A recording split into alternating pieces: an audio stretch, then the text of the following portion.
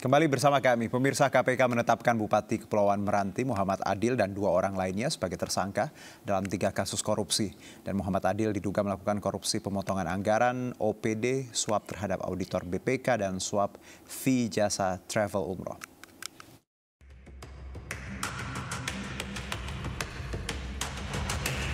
KPK menetapkan 3 tersangka dalam 3 kasus korupsi di Kabupaten Kepulauan Meranti, Riau. Di antaranya Muhammad Adil, Bupati Kepulauan Meranti, FN, Kepala BPK Pemkab Kepulauan Meranti, dan MFA, Pemeriksa Muda BPK Perwakilan Riau. Muhammad Adil diduga menerima 26,1 miliar rupiah dari berbagai pihak dalam korupsi pemotongan anggaran operasi perangkat daerah atau OPD, suap pengkondisian pemeriksaan keuangan, dan suap fee jasa travel umroh. KPK menyita barang bukti berupa uang 1,7 miliar rupiah dari hasil operasi tangkap tangan. Sebagai bukti awal dugaan korupsi DRMA telah menerima uang seluruhnya sekitar 26,1 miliar dari berbagai pihak, dan tentunya hari ini nanti akan ditindaklanjuti dan didalami lebih lanjut oleh tim penyidik yang terdiri dari kegiatan tangkap tangan diamankan uang sejumlah 1,7 miliar yang terdiri dari 1 miliar yang diterima oleh auditor BPK dan selebihnya diterima dari SKPD, dari pemotongan uang pengganti maupun pengisian uang persediaan. Kemudian untuk penerimaan lainnya ini berupa fee proyek selama tahun anggaran 2021 sampai 2023 ini sekitar 24 miliar 400 juta rupiah. Sebelumnya KPK telah memeriksa 8 dari 28 orang yang diamankan dari 4 lokasi, termasuk sejumlah pejabat di Kepulauan Meranti dan pihak swasta. OTT berlangsung di rumah dinas Bupati Kepulauan Meranti pada Kamis malam sekitar pukul 23.30 waktu Indonesia Barat. Penyidik KPK membawa sejumlah barang bukti serta menyegel ruangan Sekda dan Kabak Umum Kepulauan Meranti. 3 tersangka ditahan selama 20 hari dari tanggal 7 hingga 26 April 2023. Muhammad Adil dan FN ditahan di rutan KPK pada Gedung Merah Putih, sementara MFA di rutan KPK pada Pomdam Jaya Guntur. Tim Liputan iNews melaporkan. Setelah terciduk dalam operasi tangkap tangan KPK Bupati Meranti Kepulauan Riau, Muhammad Adil diterbangkan ke Jakarta. Sang Bupati bersama 4 orang lain terlibat kasus pengadaan jasa umroh.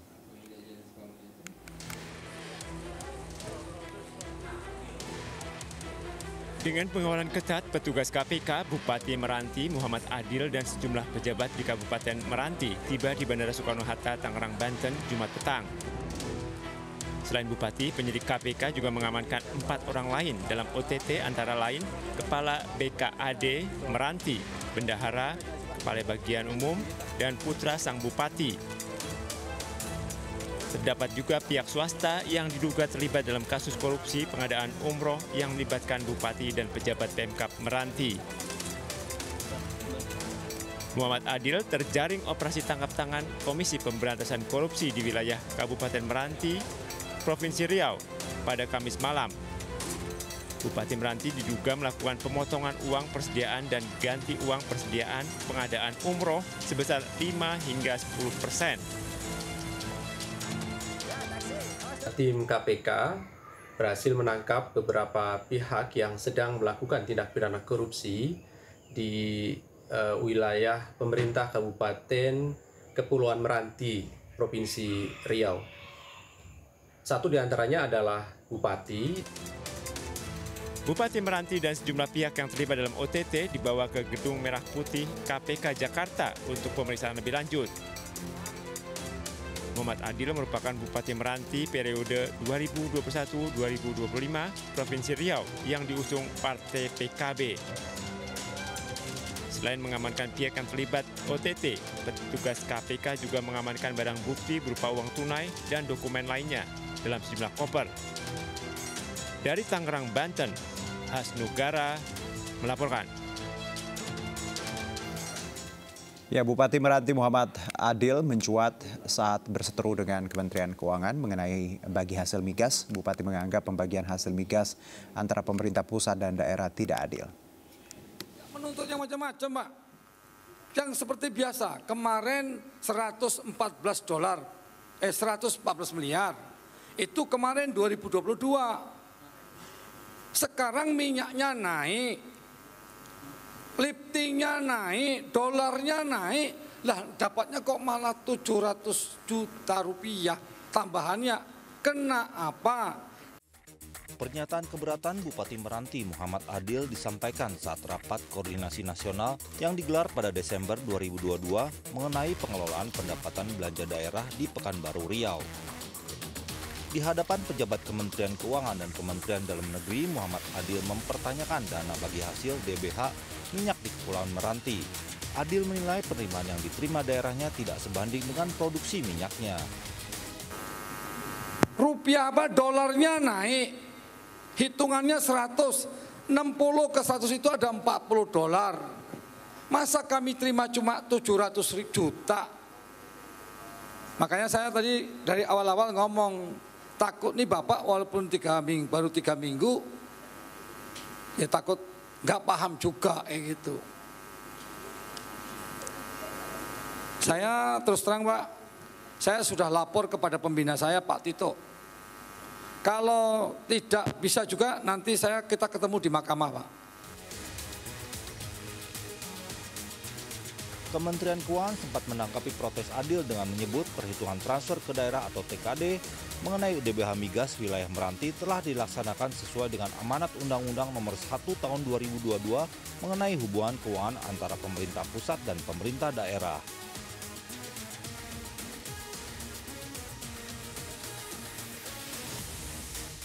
Tadi saya sampaikan secara kebijakan. Baik, pemirsa, KPK menetapkan Bupati Kepulauan Meranti Muhammad Adil sebagai tersangka 3 kasus korupsi. Hal yang menjadi sorotan adalah kontroversi Bupati Meranti yang pernah berseteru dengan Kementerian Keuangan mengenai bagi hasil migas. Lantas, apakah penangkapan Bupati Meranti ada hubungannya dengan kontroversi tersebut? Kami akan membahasnya bersama Koordinator Masyarakat Anti Korupsi Indonesia atau MAKI, Boyamin Saiman. Assalamualaikum, selamat sore Mas Boyamin. Waalaikumsalam warahmatullahi wabarakatuh, Juno. Baik, selamat berpuasa. Kita ngabuburit ngobrolin soal korupsi, nggak apa-apa ya, sedikit ya. Mas Boyamin, kita tahu tadi disebutkan di awal ini sebenarnya kasus-kasus serupa kan sudah biasa ya. Banyak pemerintahan daerah ya tadi terjaring sistematis, tidak hanya bupatinya, sekdas, kadis. Anda melihat kasus ini dulu. Tidak surprise dong sebenarnya, atau Mas Boyamin dan Maki juga pernah mencium hal ini untuk wilayah Meranti dan sekitarnya? Ya, sebenarnya gini, KPK itu kalau mau OTT seminggu sekali bisa gitu. Karena ibarat berburu hewan di kebun binatang gitu. Karena sistem tata kelola kita memang tidak baik, potensi korupsi, kolusi, juga segala hal yang masih kita negatif gitu, maka kalau mau OTT itu sekarang kita urut aja deh, kabupaten, kota, bisa wali kota, bupati, bisa legislatifnya, DPRD-nya. Baru akhir tahun kemarin DPRD Jawa Timur yang dana hibah bansos, kenal wakil ketua, dan mungkin berkembang ke yang lain-lain. Dan juga misalnya di tingkat provinsi ada gubernur, ada DPRD. Nanti ada dinas masing-masing kabupaten, kota maupun provinsi.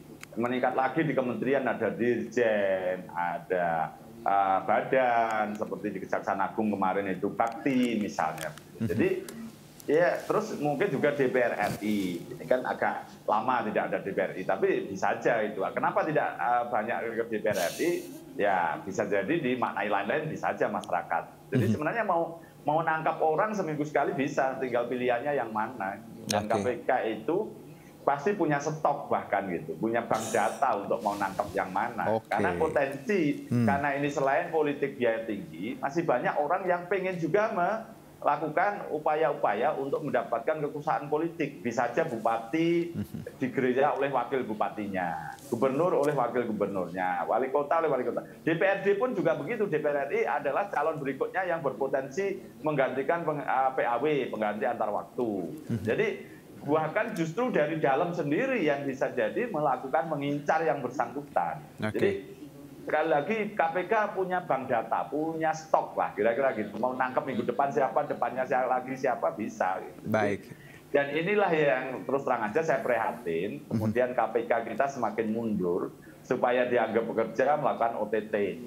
Jadi dan OTT-nya levelnya bupati, berarti level kelasnya dengan kata lain Mas Boyamin, OTT itu bukan prestasi ya? Sangat bukan. Kalau periode pertama seperti zaman Pak Ruki, itu prestasi karena belum punya alat canggih segala macam. Zaman Pak Antasari sudah, dan kemarin masalahnya begini, periode yang ini menabuhkan gitu loh. Seakan-akan anti terhadap OTT.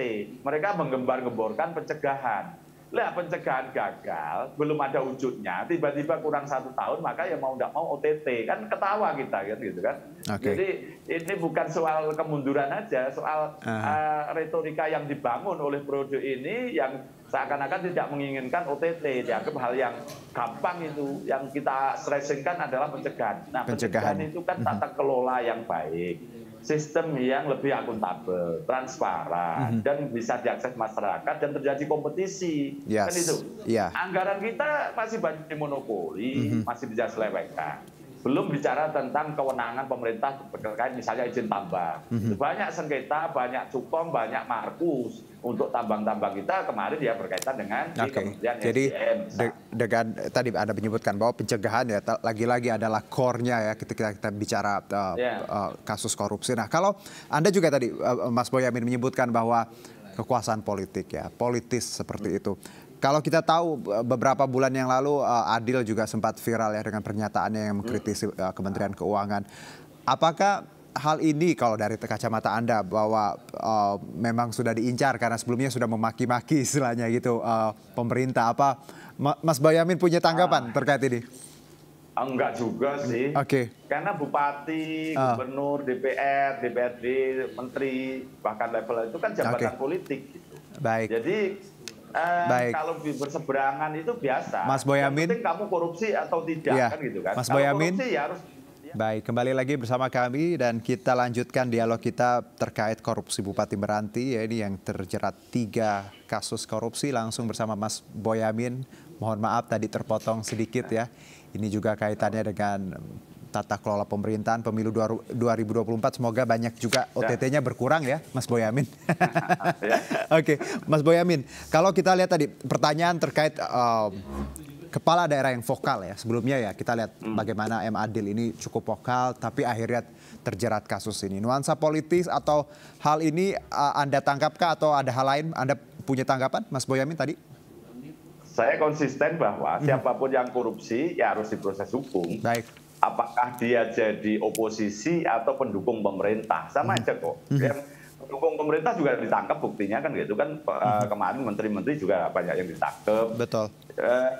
Terus kemudian kalau bicara vokal, ini saya urut deh. Mulai dari misalnya kalau yang Ibu Manalip itu sampai ke luar negeri, dia diberi sanksi, tapi melawan seakan-akan kan itu dengan pemerintah pusat, terus akhirnya kena OTT juga. Bupati Banjarnegara awal-awal COVID misalnya melawan Pak Luhut, misal Luhut Panjaitan misalnya gitu kan, dan agak viral juga. Yang sekarang misalnya M. Adil ini dia komplain dana bagi hasil terkait dengan migas itu. Nah, saya pengalaman misalnya dana bagi hasil migas itu di Sumsel malah menyeret pejabat-pejabat tingginya jadi korupsi oleh Kejaksaan Agung dan dipenjara sekarang. Karena proses nyatanya bahwa menuntut dana bagi hasil itu apakah untuk rakyatnya atau untuk dirinya kan gitu kan. Nanti kan itu.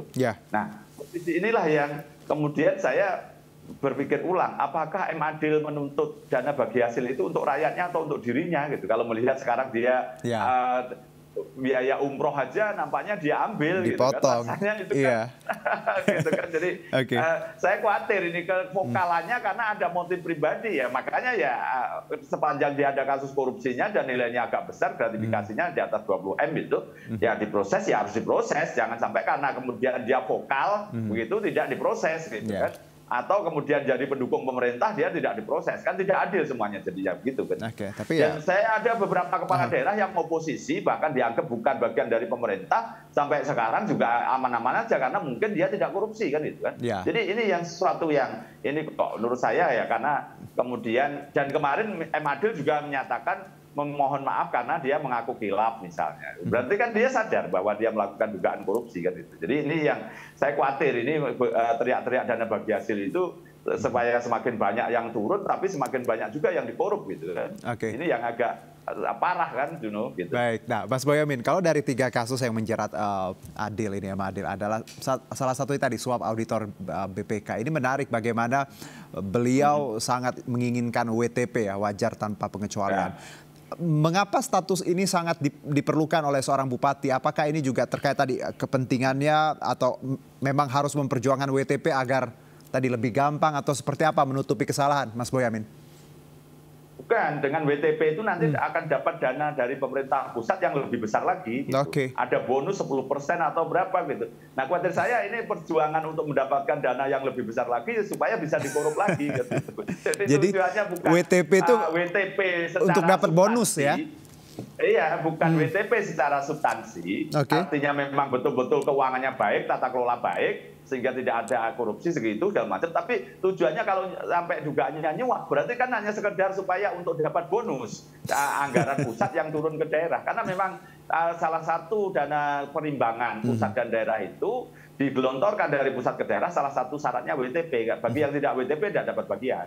Nah, khawatir saya tujuannya dana bagi hasil ditarik supaya besar turun, juga dana kaitannya dengan WTP juga pusat yang ke daerah juga lebih besar. Nah, tapi kan khawatir saya ya itu tadi bukan untuk rakyatnya tapi untuk dirinya sendiri. Gitu.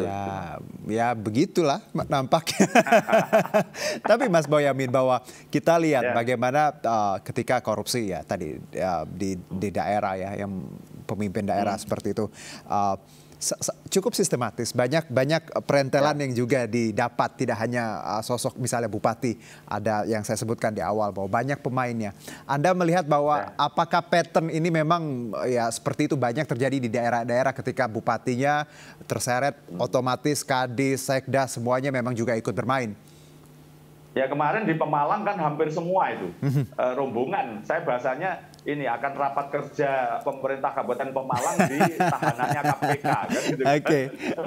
Jadi hampir semua kepala SKPD-nya itu ikut gitu, ikut akhirnya terjerat gitu karena memang diduga nyuap semua dapat jabatan-jabatan itu gitu. Karena di kepala daerahnya juga memang minta setoran untuk jabatan-jabatan, kalau enggak dikocok lagi, siapa yang enggak setor dibuang, yang setor ditarik. Ya akhirnya kan menjadi rapat kerja di rutan. Dan bisa jadi nanti legislatifnya kalau ikut-ikutan DPRD-nya gitu kayak Jawa Timur, nanti rapat kerja, rapat dengar pendapat itu eksekutif legislatif di rutan jadinya kan gitu kan. Jadi sepanjang gini Juno, politik kita itu sepanjang biaya tinggi, ya ini akan selalu terulang. Ini yang selalu kita bahas kan ya, bagaimana biaya politik yang memang akhirnya membuat mereka ingin balik modal. Dan tadi untuk modal, kita tahu, saya baca juga ini juga untuk modal beliau mencalonkan di 2024 ya, Mas Boyamin. Justru itulah politik biaya tinggi inilah yang kemudian untuk kembali modal. Kalau sudah menjabat 1 periode, maka 1 periode ini kan belum berani korupsi atau apa gitu. Nah, untuk bisa mendapatkan kembali uang banyak di periode kedua, supaya terpilih periode kedua kan juga harus menyiapkan anggaran lagi untuk kampanye. Ya akhirnya ya korupsi lagi jadinya. Gitu. Jadi pola daur ulang begini, lingkaran manusia berwajah setan atau setan yang berwujud manusia begitu ya, seperti ini akan terjadi terus. Politik biaya tinggi, tata kelola kita buruk, bahkan ya tadi misalnya tentang promosi untuk dapat jabatan. Kita belum bisa menerapkan sistem merit point, bahwa orang yang berprestasi, orang yang jujur, orang berintegritas itu yang mestinya dipromosikan. Tapi yang dipromosikan karena setoran gitu, antara suka dan tidak suka. Akhirnya apa? Kita dapat pejabat yang jelek, nanti ya yang korup gitu, bukan melayani. Jadi bukan ya untuk mengabdi gitu.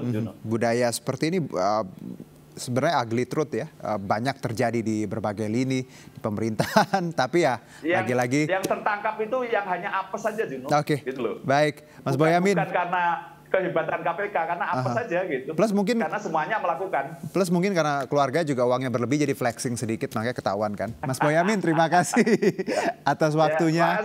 Iya, selamat menunggu beduk buka puasa. Sebentar lagi kita buka. Terima kasih atas perbincangan dan insight-nya.